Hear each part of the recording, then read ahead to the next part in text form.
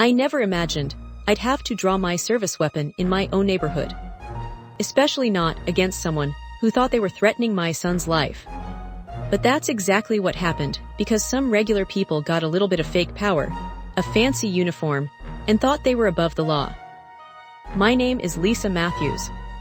For 12 years, I've worn a real badge as a police officer. For 15, I've been a mom. And yesterday, I had to make a choice no parent should ever face. They say rules are rules, but whose rules matter when your child is dying in an ambulance that can't move? I've arrested murderers who showed more humanity than our HOA security did that day. And now, everyone's about to learn what happens when you stand between a mother and her child's last chance. The morning started like any other. I kissed Ethan goodbye as he headed off to school. At 15, he's got that teenage independence thing down, but he still lets me plant one on his cheek. He rolled his eyes, but I saw the tiny smile. Ethan has a heart condition, nothing too serious, but it means regular checkups and monitoring. It hasn't stopped him from living a mostly normal life, playing video games with his friends, and complaining about homework. We manage it, and he's a champ about it. During breakfast, I found myself complaining to my husband, Mark, about the HOA security. They've been getting increasingly aggressive lately. Their uniforms look suspiciously like real police uniforms, which bugs me to no end.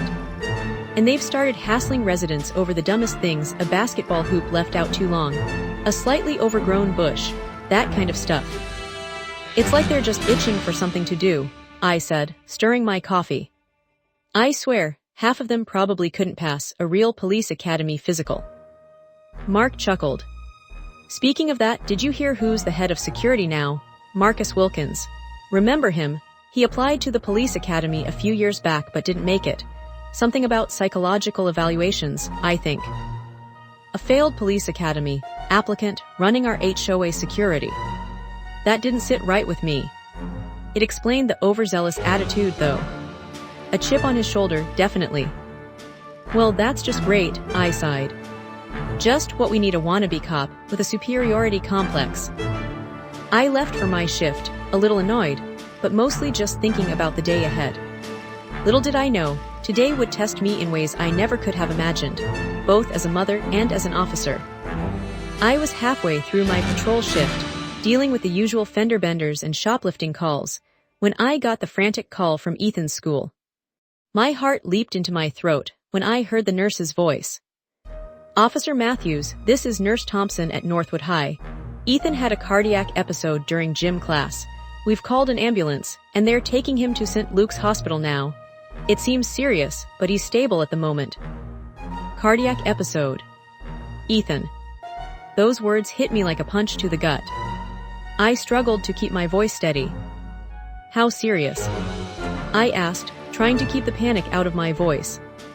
It's hard to say, officer. He's conscious, but his heart rate is elevated. The EMTs are with him now. We're doing everything we can. I radioed my sergeant, explaining the situation. He didn't hesitate. Go immediately to the hospital, Lisa. Family comes first. We'll cover for you. I switched on the lights and sirens and raced across town in my patrol car, adrenaline pumping through my veins. I called Mark, who was already on his way to the hospital, to meet the ambulance. He's going to be okay, right? I asked Mark, my voice trembling. He's a fighter, Lisa. He's going to be fine. I'll be there soon. Just get here as fast as you can. I sped down the highway, weaving through traffic, my mind racing. St. Luke's was just beyond our HOA community's main entrance. It should only take the ambulance a few more minutes to get there. Suddenly the call dropped. Silence. Just static. Mark, are you there? Nothing. Just static. My heart pounded in my chest. Something wasn't right. I knew it. Something was terribly wrong. I tried calling Mark back, but the call wouldn't go through. My mind conjured up all sorts of terrifying scenarios. What if the ambulance had crashed? What if Ethan's condition had worsened? Finally, after what felt like an eternity, Mark called me back, his voice frantic and barely understandable. Lisa, they're stopping the ambulance. They won't let them through. Who's stopping them? What are you talking about? I demanded, gripping the steering wheel so tightly my knuckles turned white. The HOA security. They're saying there's some kind of community security protocol that requires all emergency vehicles to check in before entering. Can you believe it? Mark yelled into the phone. Check in? Are you kidding me? There's no such rule. I've lived here for 5 years and I've never heard of anything so ridiculous. The EMTs are arguing with them, saying every minute counts with Ethan's condition. But this Marcus guy, the head of security, he won't budge. He's demanding to see paperwork and identification. And there are 2 other HOA guards blocking the ambulance with their vehicles. I could hear the desperation in Mark's voice, the sheer terror of a father watching helplessly as his son's life hung in the balance. Tell them who I am. Tell them I'm a police officer. Tell them to get out of the way before I file charges. I screamed into the phone, tears streaming down my face. I told them everything. They don't care. They said HOA rules are HOA rules and no one gets in without clearance. HOA rules. My son could die because of some ridiculous HOA rules. I arrived at the scene, my patrol car skidding to a stop, tires screeching. The sight that greeted me was something out of a nightmare. The ambulance, lights flashing, was blocked by 2 oversized golf carts with security plastered on the side. My panicked husband was arguing with a man in a dark blue uniform that looked eerily similar to a police uniform, complete with a shiny badge and a holstered pepper spray. Marcus Wilkins, no doubt. And then I saw Ethan, visible through the ambulance windows, with the EMTs working frantically on him. His face was pale, and he looked so small and vulnerable. I felt a surge of adrenaline, a primal instinct to protect my child at all costs. I approached them, not just as a mother, but as a law enforcement officer. Marcus puffed up his chest when he saw me, a smug look on his face, as if he was thrilled to finally match wits with a real cop. This is HOA property, he declared, his voice full of self-importance. And I need to verify that this emergency is legitimate before I can allow the vehicle to pass. The EMTs saw me and signaled frantically, their faces grim. Ethan's condition was worsening, his oxygen levels were dropping. Every second counted. Marcus deliberately slowed his paperwork review, flipping through the pages with exaggerated slowness, a smirk playing on his lips. Something snapped inside me. I am Officer Lisa Matthews, City Police Department, I announced, my voice firm and commanding.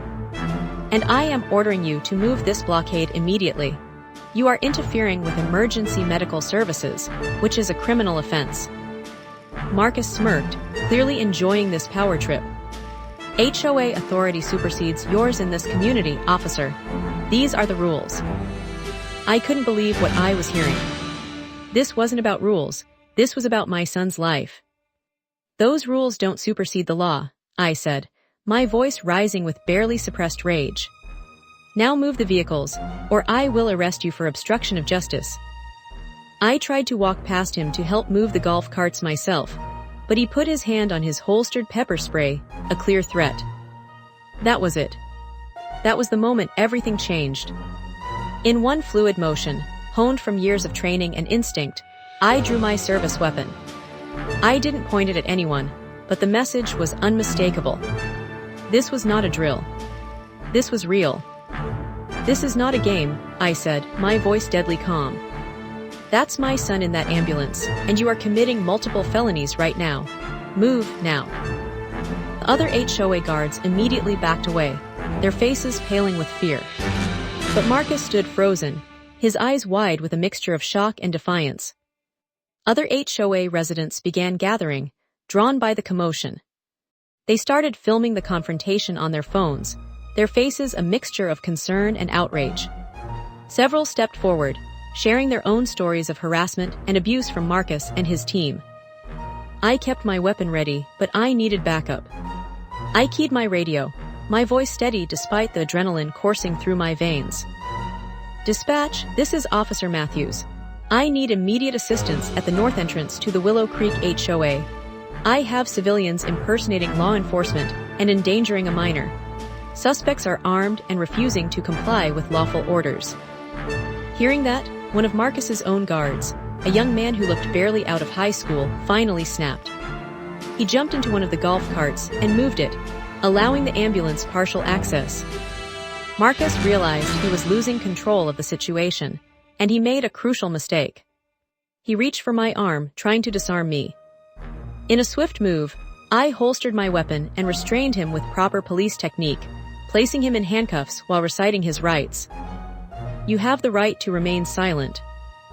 The ambulance rushed through the gate, sirens wailing, and sped off to the hospital.